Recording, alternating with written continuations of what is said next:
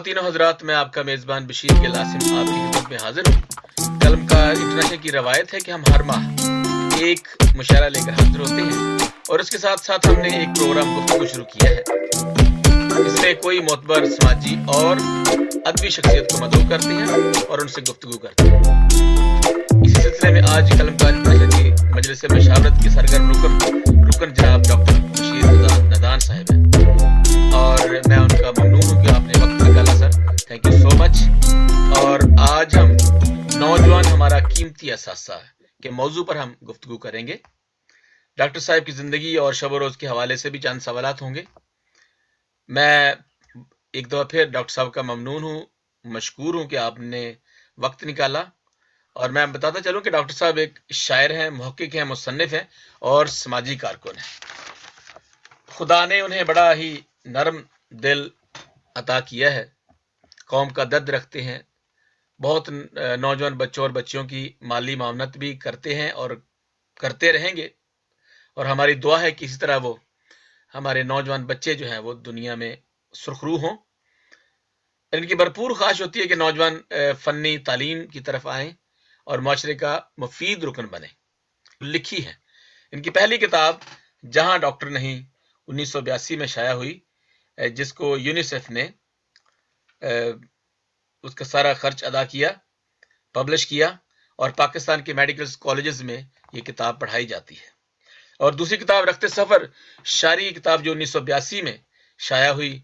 और इसके अलावा जो है एक और किताब इनकी भीगे परों का बोझ। और इस किताब का एक शेर ये है कि जख्म जिगर की ताब ही ना बस में थी मेरे, भीगे परों का बोझ क़यामत मेरे लिए।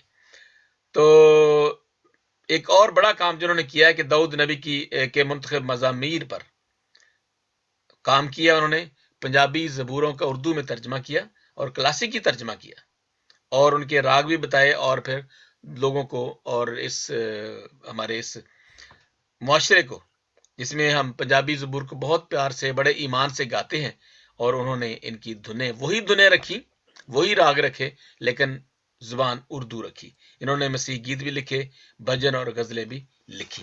तो जनाब डॉक्टर बशीर खजान साहब, बहुत शुक्रिया आपका। मैं तारुफ पढ़ रहा था तो वाकई, और मैं देख रहा था जब मैं बात करता हूं तो हमारी ऐसी शख्सियात ये बहुत कम लोग होते हैं। और आपके लिए एक शेर है कि इतना आसान नहीं आपकी सीरत का शऊर, इतना आसान नहीं आपकी सीरत का शऊर, रूह की राह से गुजरे तो गुमा में आए। तो thank you so much doctor साहब, आपका बहुत शुक्रिया, आप तशरीफ लाए। और जैसे पहला जो सवाल अमूमन यही होता है कि आपकी जिंदगी और आपकी जो तालीम थी, कहाँ से आपने तालीम हासिल की, कहाँ पले बड़े, ये जरा थोड़ा सा हमारे नाज़रीन को बता दीजिए। Thank you so much.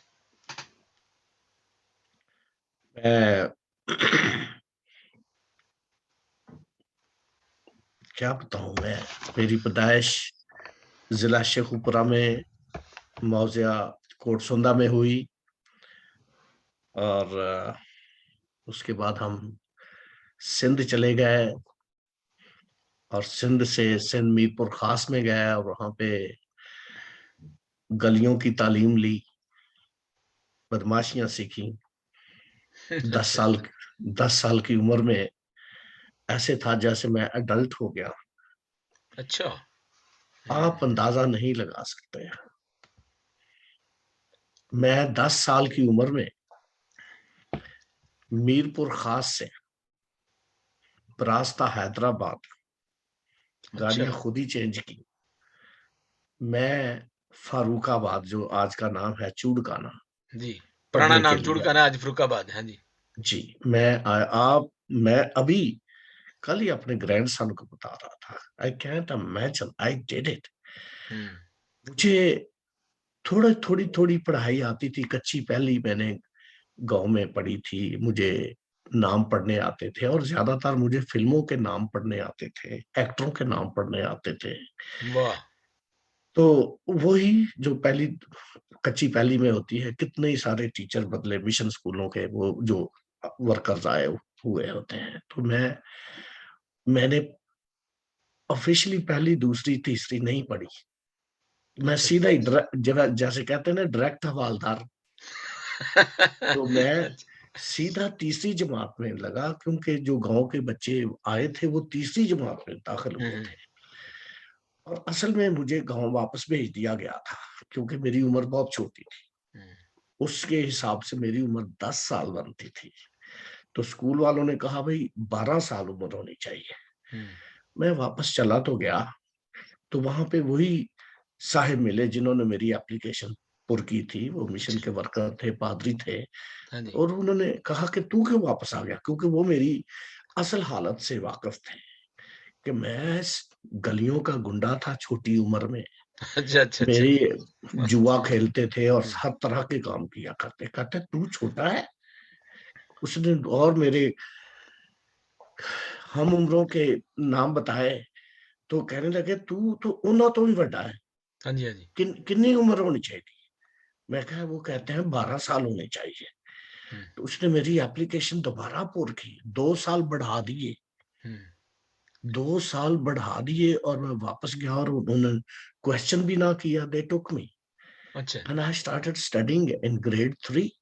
हुँ, वाह! हुँ, आई मुझे खुद सताई नहीं पसंद, ना ही मैं बहुत ज्यादा अच्छा। हुँ, हुँ, कहना चाहता हूँ, लेकिन I I scored first position out of the 38 students that we had. हुँ, और उसके बाद आई वाज द हर दफा मैं रोल रोल ऑनर रोल पे मैं आता था। और एक ही गोल था कि मैंने वापस नहीं जाना।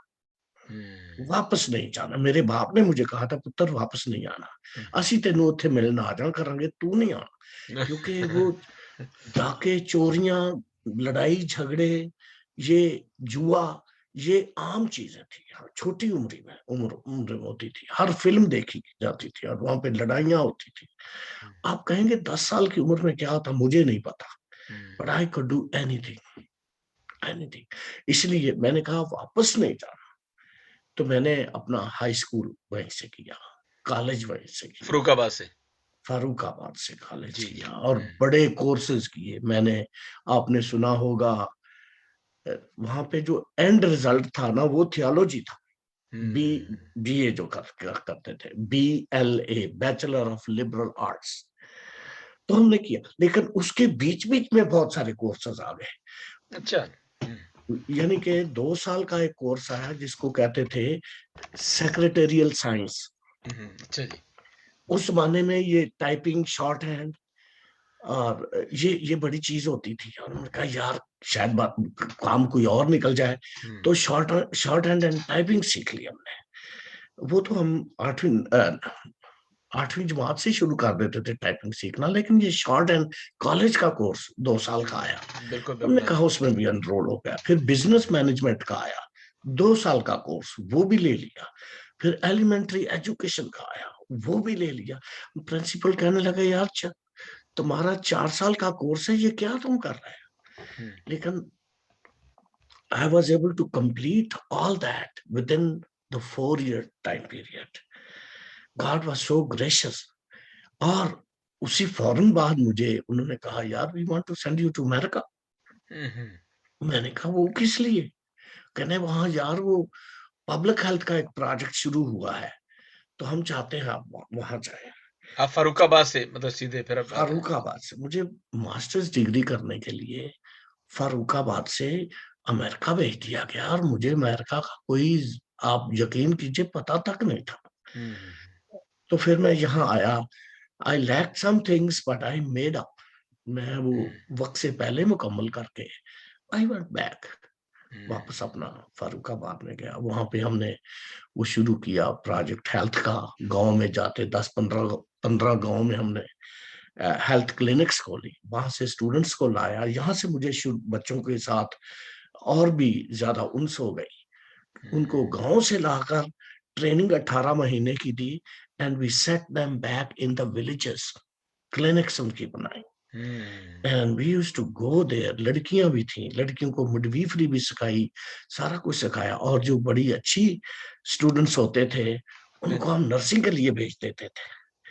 And that was a great experience. और किताब का चक्कर इसलिए आया कि जब पढ़ाने के लिए वहां गया, हमने कॉलेज का कोर्स शुरू किया, we had no text books और इन डेप्थ टेक्स्ट बुक्स नहीं थी। तो यहाँ पर मुझे ये किताब नजर आई, देखी मैंने, where there is no doctor.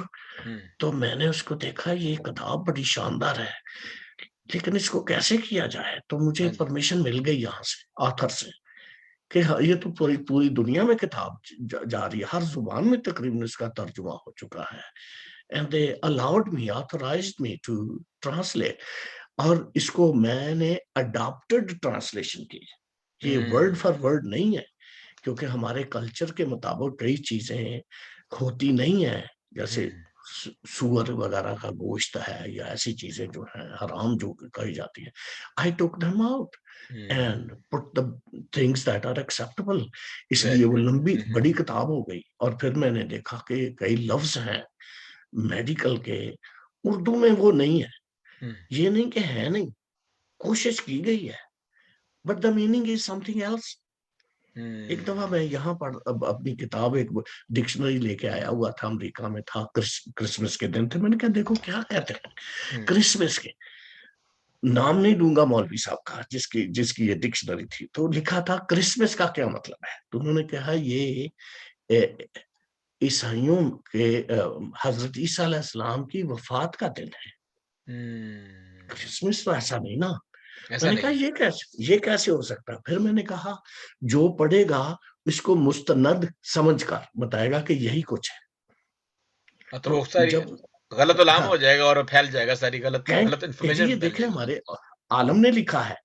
तो इसी तरह की जो इंग्लिश से उर्दू मेडिकल डिक्शनरीज थी, उनमें जो मतलब बताए गए थे, they were wrong, they were not acceptable. Yes. तो मैंने फिर इस किताब के साथ एक तकरीबन 50 सफ़े की फरहंग लगाई और जो मतलब थे उनको एक्सप्लेन भी किया। Anyway, that was a great project. It took me 2 years to complete the translation. Doctor साहब, ये सारी किताब जो थी और ये काफी बड़ी किताब थी, मैंने देखी है, उर्दू इंग्लिश में वाली देखी थी मैंने किताब। और इसके बाद हमारी जो है वो सेवंथ डे एडवेंटिस्ट में मुल्तान रोड में, उसमें लाइब्रेरी में गया था, मैंने वहां ये किताब देखी थी। और वो सेहत रिसाला जो था, वो जब यहाँ पे आपका नाम लिखा होता था, हमारे घर पे आता था, लाहौर में भी। जी, मैं उसका चीफ एडिटर भी रहा। जी। और इस किताब को मैंने टेस्ट करना चाहा कि इसकी अफादियत क्या है। तो मैंने लाहौर महकमा सेहत में एक मीटिंग की और उसमें मैंने बहुत हेल्थ प्रोफेशनल्स इनवाइट किए, जिसमें डॉक्टर्स, नर्सेज और वगैरह वगैरह, काफी हकीम वगैरह आए। तो वो मुझे कहने लगे जी ये बात तो बड़ी अच्छी है। तो किसने कहा ये आपने किसके लिए लिखी है? मैंने कहा जी मैंने ये डॉक्टरों, नर्सों, हकीमों, फार्मासिस्ट जो है, पैरामेडिकल स्टाफ, इनके लिए, इनके मेडिकल प्रोफेशनल्स के लिए लिखी है। तो किसी ने बड़ा शानदार एक आइडिया दिया, कहने लगा बशीर साहब ये है चीज बड़ी अच्छी है, लेकिन अगर आप इसको आम फहम करें तो वाकई जहां डॉक्टर नहीं है उनके काम आ सकती है। मैंने कहा यार ये तो बात वाकई सही है। मैंने, जैसे आम आजमाइश होती है, जहां अंग्रेजी का मुश्किल लफ्ज आया, मैंने फारसी अरबी का वहां ठोस कर लफ्ज बड़ा ढूंढ के निकाला। मिसाल के तौर पर जब अंग्रेजी का लफ्ज आया ना, एथरोस्क्लेरोसिस, तो अंग्रेजी बोलने वालों को, बहुत कम लोगों को ये लफ्ज आता है, एथरोस्क्लेरोसिस। मैंने जब इसको उर्दू में लिखा तो मैंने इसको तसल्बे शरायन कह दिया। मैं कहा यार वैसे ही हमने भी कर दिया। और ऐसे जब हाई ब्लड प्रेशर में, तो आम लफ्ज इस्तेमाल है जनाब, उसके लिए बुलंद फशारे खून की चक्कर में पड़ गए। तो मैंने कहा ये वाकई सही है, ये तो बड़ा अच्छा लगता है, क्लोजी और भी बड़ा लफ्ज इस्तेमाल किया है। मैंने कहा लेकिन ये बात तो नहीं है। हमारे मेरी बेबे ने समझ नहीं होनी, मेरे चाचे ने भी समझ नहीं होनी, जिनको जो पढ़े लिखे नहीं है बिल्कुल, और जो थोड़ा पढ़े लिखे हैं और जो मेडिकल नॉलेज से वाकिफ नहीं है, उनकी समझ में तो फिर नहीं आएगा। It took me again 2 more years to simplify what I had read and written. Return ये है। डॉक्टर 2 साहब ये जो साल मुझे मैंने जो देखा है आपकी जिंदगी में, और जब से मेरी आपसे बातचीत हो रही है, क्योंकि मैं जब पहली दफा मैं इंटरव्यू ले रहा हूँ बाकायदा, तो मैंने जब आपको मैंने महसूस किया, आपकी जिंदगी को देखा और आपके इशार को, आपकी बातों को, आपके अंदर वो जो समाज की मोहब्बत है, माँ बाप की मोहब्बत है, रिश्तेदारों की और इर्द गिर्द के लोगों की मोहब्बत जो है, वो यीशु